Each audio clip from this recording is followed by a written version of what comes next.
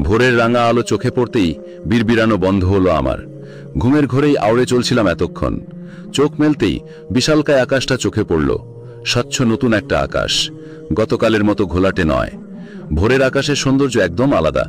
একটু পরে যখন সূর্য উঠবে তখন এই সৌন্দর্যটা থাকবে না, তখনকার সৌন্দর্যটা হবে অন্যরকম। সকালের আকাশের সাথে বিকালের আকাশের কোনো মিল নেই, অথচ আকাশ তোই একটাই, পার্থক্য শুধু ভালো লাগায়। কিন্তু আজ আকাশের এই সৌন্দর্য আমার ভালো লাগাকে ছুঁতে পারছে না, চোখ জোড়ালেও মন রাঙাতে পারছে না। বুক চিরে একটা দীর্ঘশ্বাস বেরিয়ে এলো। উঠে বসে গা থেকে টুকরো ঘাসের কণাগুলো ঝেড়ে ফেললাম। আর তখনই মনে হলো আমি গতরাতে এই পার্কেই ঘুমিয়ে পড়েছিলাম।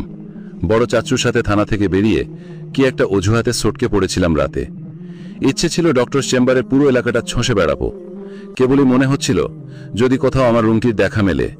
সেখান থেকে হাঁটতে হাঁটতে ক্লান্ত শরীরে পার্কে ঢুকে পড়েছিলাম। শরীরটা সঁপে দিয়েছিলাম শুকনো সবুজ ঘাসের চাদরে।